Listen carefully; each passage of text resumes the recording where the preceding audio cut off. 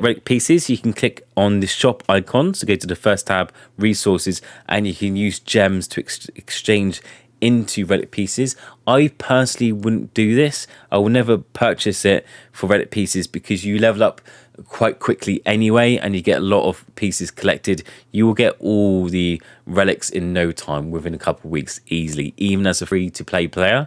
Also with events, you can do the board and you can randomly collect some pieces. It says 125 in 5 slots there, so there's some ways of collecting it that way as well, but the biggest way is simply just pushing through those levels. Get higher stages. The higher level you get, the more relic pieces you get on your return.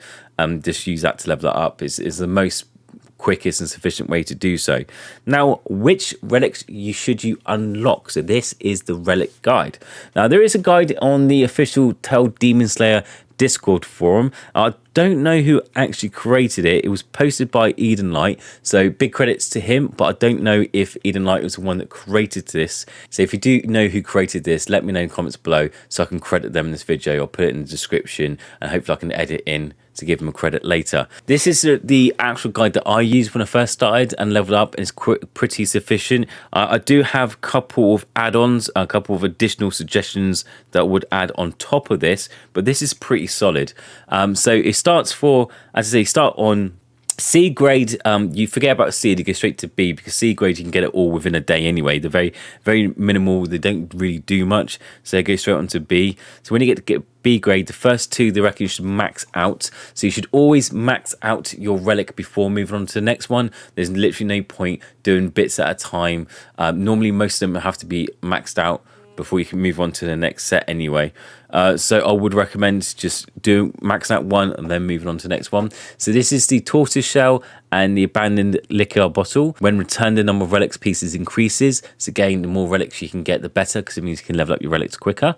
And after returning, you start a higher stage. So the quicker you can do, the more base you can farm. So after these 2, after you've leveled up, maxed out the tortoise shell and abandoned liquor, the ones after that I would recommend would be the rabbit's jerky. So this is a cost for skill level up decreased by 20%. So just if you're using a skill build, or in general at the beginning, you'd be leveling up your skills anyway, so it'd be quite a good damage to help you push. And then after that, I'll then pick whichever weapon class you've gone through. As I mentioned in previous videos, the one class seems to be pretty OP for beginners at the start of the game. It still is pretty strong. I went for a staff build and it's still been working quite well for me. So if you do use the staff build, then I'll use the angular bone and I'll max it out first, and then just go for the rest until they're all completely maxed out. That'll be my next suggestion. So then on A, once you've collected all the Bs, it will then unlock the A section, and when you get to A, you should then do the fox scarf. We give you, after return, start from a price stage plus 20%. So again, it starts your higher stage, so you can farm quicker. Infected feather, after returning, start from stage plus 40 stages. So again, makes you run quicker. And then broken signpost.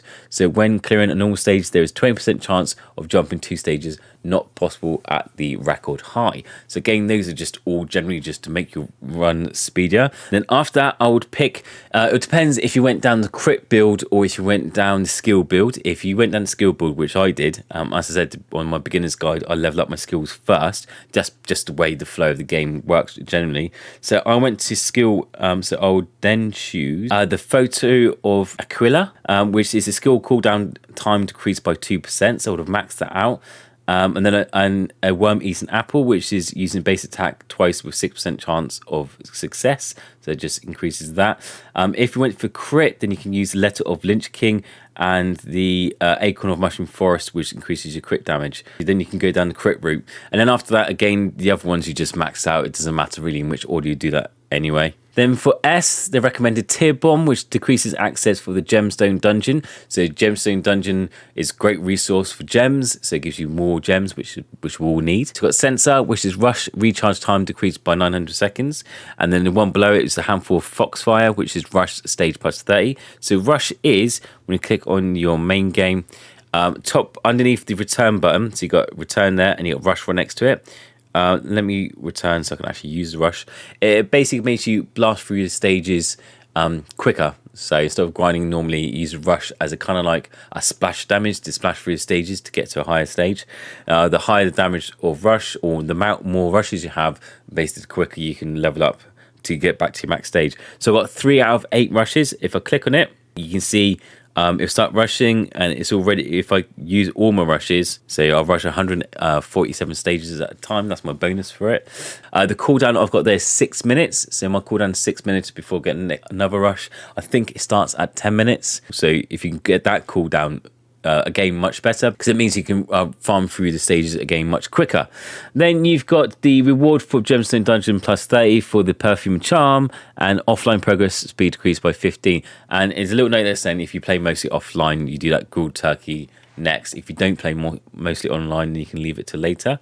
Then for the rest, and there's a lot in this class in the S1, so my first initial one, I'll go for class-based one, and then attack the skill or crit damage, whichever you picked first for your class damage. So for me, I would choose anything that says, so you've got Undead Monkey Bananas, because I'm skill-based, I'm a staff-based build. So this gives staff skill damage increased by level of weapon carried by times 0.15%, or it increases as you level it up. And then there's another one near further down that's, oh, you go, staff skill cooldown time decreases by 6% with crit with a grade S weapon or above. So again, if your S grade weapon is worth getting that if you've got a staff build, which you should do by now. By the time you get to S class relics, you should really have some S class weapons as well. So you should get that. And then there's another one towards the damage between normal monsters and boss monsters. I'll do boss monsters first and then normal. And then speed decreases of attack of monsters. All the monster ones could help as well, but essentially I'll go for the skill damage and your build damage first, and then after that you just go for anything that shows like a damage type. I generally do the health ones last, so HP increased by 210%. Any defense or HP ones I'll leave to the last level up, because you really don't need to level up HP in this game.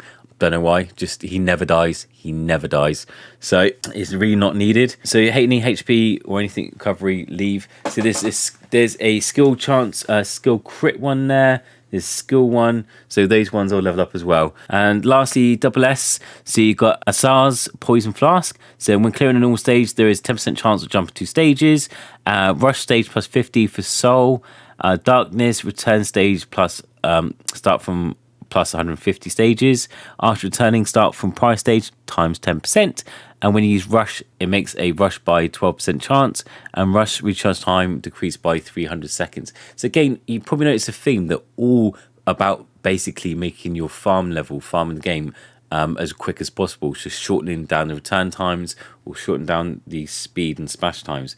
Now for the rest of the SS class, there's 45 of them, so I'm not going to go through every single one. But the same sort of thing I would encourage would be looking at anything to do level up that's your build. So on my one, I'll be looking for all the staff ones. Then I'd be looking for skill damage or crit damage, depending on what build. And then after that, would be anything attack damage. So attack mob, attack boss, attack monsters. So those 3 stages would be my equipment, my build, skill or crit, and increase, and then actually normal base damage towards monsters. After that, again, I leave anything that is health or defense based to the very, very last. But I hope this Relic guide has helped you in some way. If it has, feel free to sub to the channel. It does help me out a lot. And if you've got any other recommendations for any other guides you'd like to see, leave a comment below and I'll try to do a video for them as soon as I can. Apart from that, have a lovely day. I'll see you on the next one. Take care. Bye.